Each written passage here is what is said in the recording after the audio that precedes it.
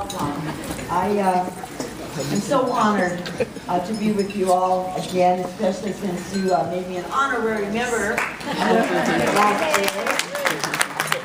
And today, of course, I have the privilege of installing your new 8-member 2015 Executive Committee. That's an honor for me. I must tell you that I am absolutely heartened to be among so many friends. When I came here and I sat down, I looked around, and so many of you I know, and I've known for a long, long time. I guess I have to speak this way or you can't hear me. I'll talk really loud, but it is such a joy. Memories just flood through my mind as I walked in here, so I thank you for that. And to be able to be here with so many people that I know gathered at the largest, fastest growing women's club in the United States for the Republican Party is amazing.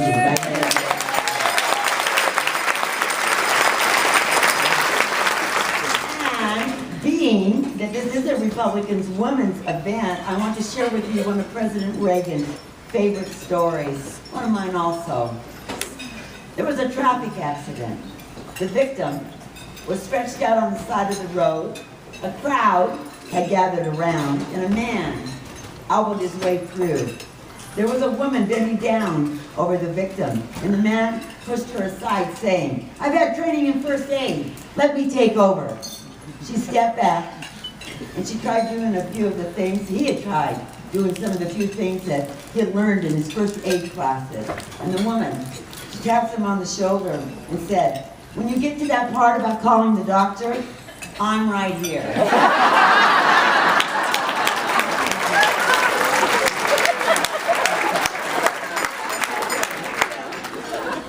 Yes, women are making great strides in this country. Indeed, women are running for political office in record numbers.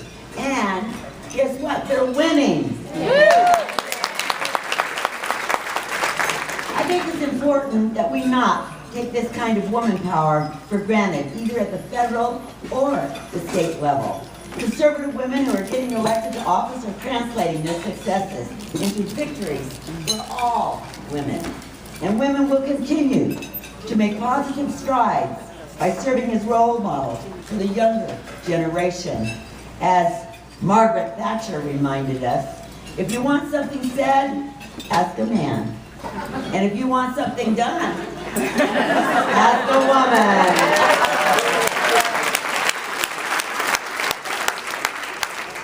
Those of us in public service have a responsibility to mentor one another.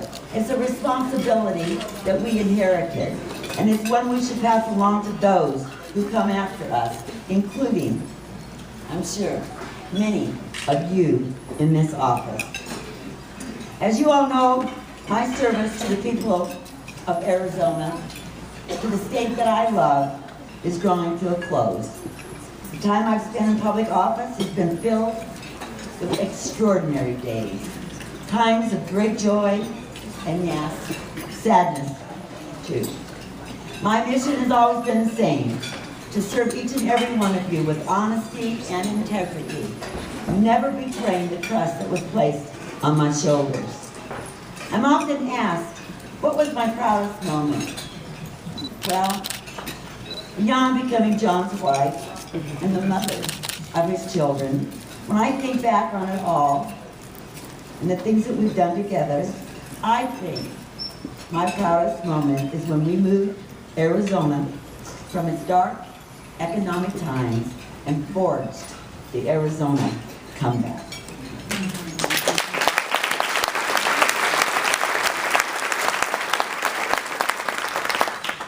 Arizona is a success story, not because of what I've done, but because of what we have done together, as neighbors, as community, and as a state.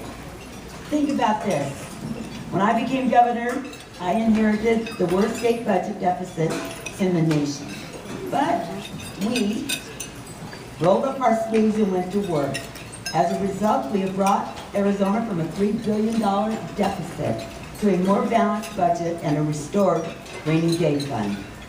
Of course, we all recognize that enormous challenges are still ahead, but I'm proud that we have laid a sound and sturdy budget foundation for Governor-elect Doug Ducey to build and to carry on Arizona's comeback.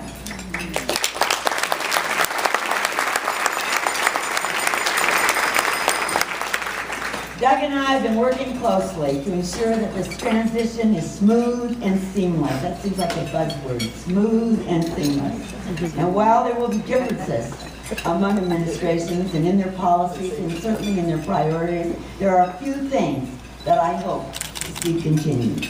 First, the fight to secure our border cannot be abandoned.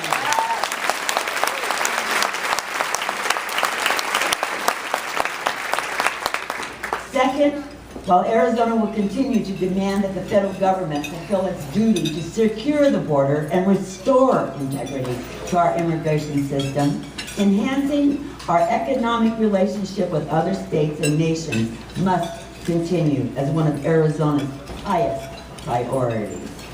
Third, thank you.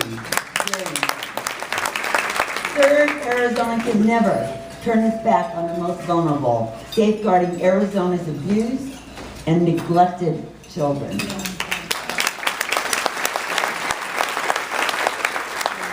And fourth, our education standards must continue to demand accountability, rewarding success, and preparing future generations to be leaders in our global economy.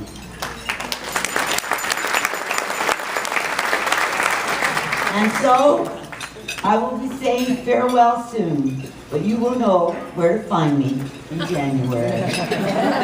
In my garden, not far from here, trimming, pruning, and cultivating. You see, much has not changed for me. I'll still be working to make things better, to make things grow, and to blossom, and to thrive in the state that I love. So that perhaps history might one day say of Jan Brewer, for all who cherish Arizona, she did all things in her life that she could. I thank you so much for your friendship. I thank you so much for your support and your encouragement. And I thank you in advance for all that you'll be doing in the future. So may God bless you and your families, and may God always bless and guide the great state of Arizona through the changing times we are facing.